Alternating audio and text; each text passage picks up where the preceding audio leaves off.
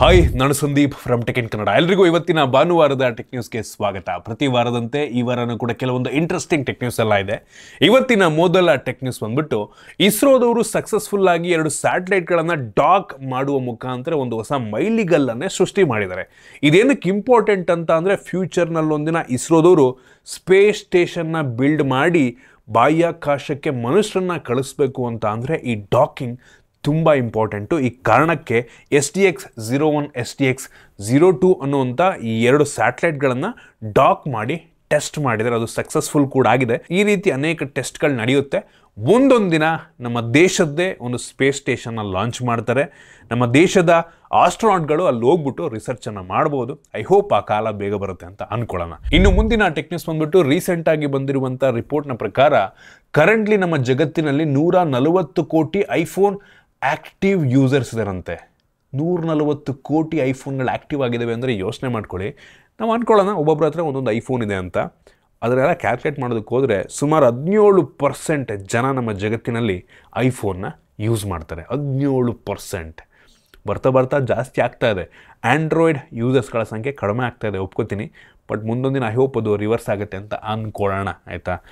ಇನ್ನು ಮುಂದಿನ tech news ಬಂದ್ಬಿಟ್ಟು, ಎಲ್ಲ ಸಿಂಗಲ್ ಬಾಯ್ಸ್ಗಳಿಗೆ ಒಂದು ಗುಡ್ ನ್ಯೂಸ್. ಏನಪ್ಪ ಅಂದರೆ, ಅಮೆರಿಕಾ ಬೇಸ್ಡ್ ರಿಯಲ್ ಬಾಟಿಕ್ಸ್ ಅನ್ನುವಂಥ ಒಂದು ಕಂಪನಿ ಹ್ಯೂಮನಾಯ್ಡ್ ಫೀಮೇಲ್ ರೋಬೋಟನ್ನು ಲಾಂಚ್ ಮಾಡಿದ್ದಾರೆ.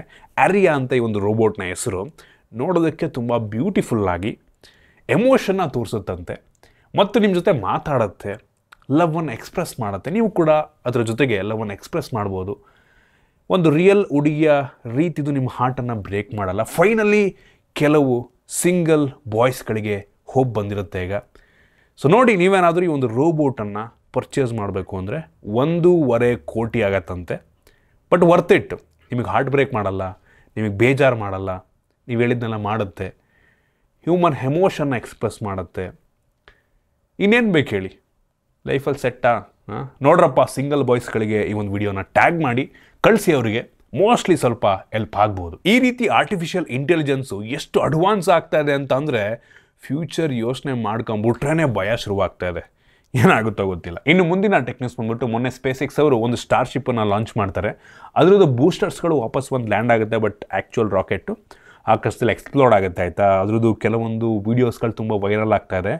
ಯಾವ ರೀತಿ ಆಸ್ಟ್ರಾಯ್ಡ್, ಕನ್ನಡದಲ್ಲಿ ಹುಲ್ಕೆಗಳು ಅಂತ ಕರೀತಾರೆ, ಅದು ಬಿದ್ದಾಗ ನಮ್ಗೆ ಆಕಾಶದಲ್ಲಿ ಯಾವ ರೀತಿ ನಕ್ಷತ್ರ ಬಿದ್ದ ಒಂದು ಫೀಲ್ ಆಗುತ್ತೆ, ಆ ರೀತಿ ಒಂದು ವಿಡಿಯೋ ತುಂಬ ವೈರಲ್ ಆಗ್ತಾ ಇದೆ. ಇದನ್ನು ಎಲಾನ್ ಮಸ್ಕ್ ಅವರು ಟ್ವೀಟ್ ಮಾಡಿ ಎಂಟರ್ಟೈನ್ಮೆಂಟ್ ಅಂತ ಅಂದ್ಬಿಟ್ಟಿದ್ದಾರೆ, ಆಯಿತಾ. ಸಕ್ಸಸ್ ಈಸ್ ಅನ್ಸರ್ಟೈನ್ ಅಂದರೆ ಸಕ್ಸಸ್ ಆದರೂ ಆಗ್ಬೋದು, ಇಲ್ಲಾಂದ್ರಿಲ್ಲ. ಬಟ್ ಎಂಟರ್ಟೈನ್ಮೆಂಟ್ ಅಂತೂ ಗ್ಯಾರಂಟಿ ಅನ್ನೋ ರೀತಿ ಟ್ವೀಟ್ ಮಾಡಿದ್ದಾರೆ. ಅದೆಷ್ಟು ಸರಿ ಅಂತ ಗೊತ್ತಿಲ್ಲ. ಏನು ಬೀಳ್ತಾ ಇದೆ ಅದು ಸಮುದ್ರದಲ್ಲಿ ಬೀಳುತ್ತಂತೆ. ಯಾರೋ ಜನ ಇರುವಂಥ ಜಾಗದಲ್ಲಿ ಬಿದ್ದಿದ್ರೆ ಏನು ಕತೆ, ಅಥವಾ ಅದು ಬಾಹ್ಯಾಕಾಶದಲ್ಲಿ ಎಕ್ಸ್ಪ್ಲೋರ್ಡ್ ಆಗಿದ್ರೆ ಅಲ್ಲಿ ಡೆಬ್ರೀಸ್ ಉಳ್ಕೋತಾ ಇತ್ತು. ಅದು ಫ್ಯೂಚರ್ ಸ್ಪೇಸ್ ಮಿಷನ್ಗೆ ತುಂಬ ತೊಂದರೆ ಆಗ್ತಾಯಿತ್ತು. ತುಂಬ ಕೇರ್ಫುಲ್ ಆಗಿರ್ಬೇಕು ಈ ಒಂದು ವಿಷಯದಲ್ಲಿ. ಇನ್ನು ಮುಂದಿನ ಟೆಕ್ ನ್ಯೂಸ್ ಬಂದ್ಬಿಟ್ಟು, 2024ರ ಒಂದು ಮಾರ್ಕೆಟ್ ಶೇರ್ನ ಸ್ಟ್ಯಾಟಿಸ್ಟಿಕ್ಸ್ನ ಪ್ರಕಾರ ಗ್ಲೋಬಲ್ ಆಗಿ ಸ್ಯಾಮ್ಸಂಗ್ ನಂಬರ್ 1 ಸ್ಥಾನವನ್ನು ಪಡ್ಕೊಂಡಿದೆ. ಸುಮಾರು 19% ಮಾರ್ಕೆಟ್ ಶೇರನ್ನು ಸ್ಯಾಮ್ಸಂಗ್ ಪಡ್ಕೊಂಡಿದ್ರೆ. ನೆಕ್ಸ್ಟು 18% ಆಪಲ್ ಟೇಕ್ ಓವರ್ ಮಾಡುತ್ತೆ ನೆಕ್ಸ್ಟ್ ವರ್ಷ ಪಕ್ಕ. ನೋಡೋಣ. ಇನ್ನು ಮುಂದಿನ ಟೆಕ್ ನ್ಯೂಸ್ ಬಂದ್ಬಿಟ್ಟು, ಕಳೆದ 10 ವರ್ಷಗಳಲ್ಲಿ ಇದೇ ಮೊದಲ ಬಾರಿಗೆ ಗೂಗಲ್ದು ಮಾರ್ಕೆಟ್ ಶೇರು 90%ಗಿಂತ ಕಡಿಮೆ ಆಗಿದೆಯಂತೆ, ಆಯಿತಾ.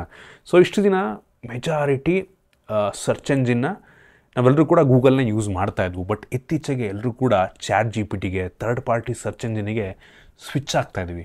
ನಮ್ಮಲ್ಲಂತೂ ಮೆಜಾರಿಟಿ ಹೆಂಗಪ್ಪ ಅಂದರೆ, ನನ್ನ ವೈಫು ಫುಲ್ ChatGPTನೇ, ಗೂಗಲ್ ಬಿಟ್ಬಿಟ್ಟವ್ರೆ. ಏನಾದ್ರು ಹುಡುಕಬೇಕು ಅಂದರೆ ChatGPTನೇ ಯೂಸ್ ಮಾಡೋದು. ನಾನು ಎಷ್ಟೋ ಸಲ ChatGPTಯನ್ನು ಯೂಸ್ ಮಾಡ್ತೀನಿ. ಇದರಿಂದ ಗೂಗಲ್ ಸರ್ಚ್ ಎಂಜಿನ್ದು ಮಾರ್ಕೆಟ್ ಶೇರ್ ಸ್ವಲ್ಪ ಕಡಿಮೆ ಆಗ್ತಾಯಿದೆ. ಇದೇ ಫಸ್ಟ್ ಟೈಮ್ ಕಳೆದ 10 ವರ್ಷಗಳಲ್ಲಿ 90%ಗಿಂತ ಕಡಿಮೆ ಬಂದವರಂತೆ. ಒಳ್ಳೆಯದು ಒಂದು ರೀತಿ. ಒಂದೇ ಕಂಪನಿ ಆ ರೀತಿ ಕಂಟ್ರೋಲ್ ಇಟ್ಕೊಳ್ಳುವಂಥದ್ದು ಸರಿ ಅಲ್ಲ. ಇನ್ನು ಮುಂದಿನ ಟೆಕ್ ನ್ಯೂಸ್ ಬಂದ್ಬಿಟ್ಟು, ಜಗತ್ತಿನ ಮೊಟ್ಟ ಮೊದಲ ರೋಲಬಲ್ ಲ್ಯಾಪ್ಟಾಪ್ ಡಿಸ್ಪ್ಲೇನ ಲಿನೋವೋದವರು ಲಾಂಚ್ ಮಾಡಿದ್ದಾರೆ. 2025ರಲ್ಲಿ ಅದು ಲಾಂಚ್ ಆಗುತ್ತೆ, ಮಾರ್ಕೆಟಿಗೆ ಬರುತ್ತೆ ಅಂತ ಹೇಳ್ತಾ ಇದ್ದಾರೆ. ನೋಡೋಣ ಯಾವಾಗ ಆಗುತ್ತೆ ಅಂತ ಗೊತ್ತಿಲ್ಲ. ತುಂಬ ಯುನೀಕ್ ಆಗಿದೆ ಒಟ್ಟಿಗೆ. ಇದು ನಾರ್ಮಲ್ ಒಂದು ಲ್ಯಾಪ್ಟಾಪ್ ಡಿಸ್ಪ್ಲೇಯಿಂದ ರೋಲ್ ಆಗಿ ಮುಂದಕ್ಕೆ ಮೇಲಕ್ಕೆ ಹೋಗುತ್ತೆ. ಅದು ಕೆಲವೊಂದು ಸಿನಾರಿಯೋಗಳಲ್ಲಿ ನಮಗೆ ಹೆಲ್ಪ್ ಆಗ್ಬೋದು, ಮಲ್ಟಿ ವಿಂಡೋ ಯೂಸ್ ಮಾಡೋದಕ್ಕೆಲ್ಲ. ಇನ್ನು ಮುಂದಿನ ಟೆಕ್ ನ್ಯೂಸ್ ಬಂದ್ಬಿಟ್ಟು, DOT ಡಿಪಾರ್ಟ್ಮೆಂಟ್ ಆಫ್ ಟೆಲಿಕಮ್ಯುನಿಕೇಷನ್ ಇವರು ಇದೀಗ ನೆಟ್ವರ್ಕ್ ಪ್ರೊವೈಡರ್ಗಳಿಗೆ ಇನ್ನೊಂದು ನೋಟಿಸನ್ನು ಕೊಟ್ಟಿದ್ದಾರೆ. ಆದಷ್ಟು ಬೇಗ ಈ ಒಂದು ಕಾಲರ್ ID ಸರ್ವಿಸನ್ನು ಶುರು ಮಾಡಿ ಅಂತ. ಅಂದರೆ ಫೋನ್ ಬಂದಾಗ ಯಾರು ಕಾಲ್ ಮಾಡ್ತಾ ಇದ್ದಾರೆ ಅಂತ ಮುಂಚೆನೇ ಗೊತ್ತಾಗ್ಬಿಡುತ್ತೆ. ಸೊ ಒಂದು ಒಳ್ಳೆಯ ವಿಷಯ. ಇದಕ್ಕಿಂತ ಮುಂಚೆನೂ ಕೂಡ ನೋಟಿಸ್ ಕೊಟ್ಟಿದ್ರು, ಇನ್ನೂ ಶುರು ಮಾಡಿಲ್ಲ ಆದರೆ ಅವರು. ಸೊ ಐ ಹೋಪ್ ಬೇಗ ಬರುತ್ತೆ ಅಂತ ಅಂದ್ಕೊಳ್ಳೋಣ. ಬಂದರೂ ಒಂದು ತುಂಬ ಹೆಲ್ಪ್ ಆಗುತ್ತೆ. ಇನ್ನು ಮುಂದಿನ ಟೆಕ್ನಿಕ್ಸ್ ಬಂದ್ಬಿಟ್ಟು ನಮ್ಮ ದೇಶದಲ್ಲಿ ಕೋಲ್ಡ್ ಪ್ಲೇ ಕಾನ್ಸರ್ಟ್ ಏನು ಆಗ್ತಾ ಇದೆ, ಜನವರಿ 26ನೇ ತಾರೀಕು ಆಗುವಂಥ ಕಾನ್ಸರ್ಟ್ ಏನಿರುತ್ತೆ ಅದು ಡಿಸ್ನಿ ಹಾಟ್ಸ್ಟಾರ್ನಲ್ಲಿ ಲೈವ್ ಟೆಲಿಕಾಸ್ಟ್ ಆಗುತ್ತಂತೆ. ಸೊ ನೋಡ್ರಪ್ಪ, ಯಾರ್ಯಾರಿಗೆ ಟಿಕೆಟ್ ಮೆಜಾರಿಟಿ ಜನಕ್ಕೆ ಟಿಕೆಟ್ ಸಿಕ್ಕಿರಲ್ಲ. ಇದಂತೂ ಹೆವಿ ಅಂದರೆ ಹೆವಿ ಓವರ್ ಹೈಪ್ ಮಾಡಿಬಿಟ್ಟಿದ್ದಾರೆ. ಸೊ ಡಿಸ್ನಿ ಹಾಟ್ಸ್ಟಾರ್ನಲ್ಲಿ ಲೈವ್ ಆಗಿ ನೀವು ಕಾನ್ಸರ್ಟನ್ನು ನೋಡಬಹುದು. ಇನ್ನು ಮುಂದಿನ ಟೆಕ್ನಿಕ್ಸ್ ಬಂದ್ಬಿಟ್ಟು ಆಪಲ್ನವರು ನಮ್ಮ ದೇಶದಲ್ಲಿ ಇದೀಗ ಆಪಲ್ಲಿಂದು ಸ್ಟೋರ್ ಅಪ್ಲಿಕೇಶನ್ನ ಲಾಂಚ್ ಮಾಡಿದ್ದಾರೆ. ಬೇರೆ ದೇಶದಲ್ಲಿ ಇತ್ತು ಮುಂಚೆ, ನಮ್ಮ ದೇಶದಲ್ಲಿ ಈಗ ಲಾಂಚ್ ಮಾಡಿದ್ದಾರೆ ಆಯಿತಾ. ಒಳ್ಳೆಯ ವಿಷಯ. ಅದರಲ್ಲೇ ನೀವು ಶಾಪ್ ಮಾಡ್ಬೋದು ಐಫೋನ್ಗಳನ್ನು. ಇನ್ನು ಮುಂದಿನ ಟೆಕ್ನಿಕ್ಸ್ ಬಂದ್ಬಿಟ್ಟು ಸ್ಯಾಮ್ಸಂಗ್ ಅವ್ರದ್ದು ಟ್ರೂ AI ಕಂಪ್ಯಾನಿಯನ್ ಅನ್ನೋ ಒಂದು ಹೊಸ ಟೀಸರ್ನ ಈ S25 ಸೀರೀಸ್ ಬರೋಕ್ಕಿಂತ ಮುಂಚೆ ರಿಲೀಸ್ ಮಾಡಿದ್ದಾರೆ. ಇನ್ನೇನು ಸ್ವಲ್ಪ ದಿನದಲ್ಲಿ, ಒಂದು ವಾರದಲ್ಲಿ ಈ ಒಂದು S25 ಸೀರೀಸ್ ಬರ್ತಾ ಇದೆ. ಸೊ ಇದರಲ್ಲಿ ಯಾವ ರೀತಿ ಗ್ಯಾಲಕ್ಸಿ ಐ ಕೆಲಸವನ್ನು ಮಾಡುತ್ತೆ ನೋಡೋಣ ಅಂತ ಹೇಳಿ ಎಕ್ಸೈಟ್ ಆಗಿದ್ದೀನಿ. ಇದರ ಜೊತೆಗೆ ಈ ಸಲ ಆಗಲೇ ಹೇಳ್ದಂಗೆ ಗ್ಯಾಲಕ್ಸಿ S25 ಸ್ಲಿಮ್ ಅನ್ನುವಂಥ ಇನ್ನೊಂದು ಫೋನ್ ಬರಬಹುದು. ಇದು ತುಂಬ ಸ್ಲಿಮ್ ಆಗಿರುತ್ತಂತೆ, ಸುಮಾರು 7mm ಸ್ಲಿಮ್ ಅಂತ ಹೇಳಲಾಗ್ತಾ ಇದೆ. ಐಫೋನಿಂದು ಏನು ಸ್ಲಿಮ್ ಆಗಿರುತ್ತೋ ಅದು 5.5mm ಅಂತೆ ಆಯಿತಾ. ಅಷ್ಟು ಸ್ಲಿಮ್ ಆಗಿರಲ್ವಾ ಏನೋ ಗೊತ್ತಿಲ್ಲ. ಒಟ್ಟಿಗೆ ಇದೆಲ್ಲ ಬರೀ ರೂಮರ್ಸು, ನೋಡೋಣ ಹೆಂಗಿರುತ್ತೆ ಅಂತ. ಒಟ್ಟಿಗೆ ಅಟ್ಲೀಸ್ಟ್ ಎಲ್ಲರೂ ಕೂಡ ಒಂದು ತಿನ್ ಫೋನ್ನ ತಗೊಬರ್ತಿದಾರಲ್ವ, ಅದೇ ಒಂದು ಖುಷಿ ವಿಷಯ. ಇನ್ನು ಮುಂದಿನ ಟೆಕ್ನಿಕ್ಸ್ ಬಂದ್ಬಿಟ್ಟು ಟಾಟಾದವರು ನಮ್ಮ ದೇಶದಲ್ಲಿ ಐಫೋನ್ ಮ್ಯಾನುಫ್ಯಾಕ್ಚರ್ ಮಾಡೋದ್ರ ಜೊತೆಗೆ ಚೈನೀಸ್ ಕಂಪ್ನಿಗಳಾಗಿರುವಂಥ ಶಾಮಿ, ರಿಯಲ್ಮಿ, ಓಪೋ ಈ ಫೋನ್ಗಳನ್ನು ಕೂಡ ನಮ್ಮ ದೇಶದಲ್ಲಿ ಮ್ಯಾನುಫ್ಯಾಕ್ಚರ್ ಮಾಡಬಹುದು ಅಂತ ಹೇಳಲಾಗ್ತಾ ಇದೆ. ಅಂದರೆ ಅಸೆಂಬ್ಲಿ ಮಾಡ್ತಾರೆ ಆಯ್ತು, ಅಲ್ಲಿಂದ ಪಾರ್ಟ್ಸನ್ನು ತರಿಸಿ ಇಲ್ಲಿ ಅಸೆಂಬ್ಲಿಯನ್ನು ಮಾಡ್ತಾರೆ. ಒಂದು ಒಳ್ಳೆ ವಿಷಯ. ಟಾಟಾ ಆಗಿರೋದ್ರಿಂದ ನಮ್ಮ ದೇಶದಲ್ಲಿ ತುಂಬ ಜನ ಕೆಲಸ ಸಿಗ್ಬೋದು. ಮೋಸ್ಟ್ಲಿ ಐ ಹೋಪು ಬೆಂಗಳೂರು ಸುತ್ತಮುತ್ತ ಇಲ್ಲೇ ಎಲ್ಲರ ಮಾಡ್ತಾರೆ, ಇಲ್ಲಿಯ ಜನಗಳಿಗೆ ಕೆಲಸ ಸಿಗುತ್ತೆ ಅಂತ ಅಂದ್ಕೊಳ್ಳೋಣ. ಅಥವಾ ತುಮಕೂರಿಗೆ ಹೋಗ್ಬಿಟ್ರೆ ತುಂಬ ಒಳ್ಳೆಯದು. ಸಿಟಿ ಸ್ವಲ್ಪ ಕ್ರೌಡ್ ಕಡಿಮೆ ಆಗುತ್ತೆ ಆಯಿತಾ. ಸೊ ಒಂದು ಒಳ್ಳೆಯ ವಿಷಯ. ಸೊ ಇದಿಷ್ಟು ಇವತ್ತಿನ ಟೆಕ್ ನ್ಯೂಸ್. ಐ ಹೋಪ್ ನಿಮಗೆ ಇವತ್ತಿನ ಟೆಕ್ ನ್ಯೂಸಲ್ಲಿ ಕೆಲವೊಂದು ಹೊಸ ವಿಷಯ ತಿಳೋಕ್ಕೆ ಸಿಕ್ಕಿದೆ ಅಂತ. ಇಷ್ಟ ಆಗಿದ್ದರೆ ಲೈಕ್ ಮಾಡಿ, ಶೇರ್ ಮಾಡಿ. ಈ ರೀತಿ ನಮ್ಮ ಬೇರೆ ವಿಡಿಯೋಗಳಿಗೆ ನಮ್ಮ tech in Kannada YouTube channel subscribe ಮಾಡ್ಕೊಂಡಿಲ್ಲ ಅಂದರೆ ಈಗಲೇ ಸಬ್ಸ್ಕ್ರೈಬ್ ಮಾಡ್ಕೊಳ್ಳಿ ಮತ್ತು ಬೆಲ್ ಐಕಾನ್ ಕೂಡ ಕ್ಲಿಕ್ ಮಾಡ್ಬೋದು. ಸಿಗೋಣ ಮತ್ತೆ ಮುಂದಿನ ವೀಡಿಯೋದಲ್ಲಿ.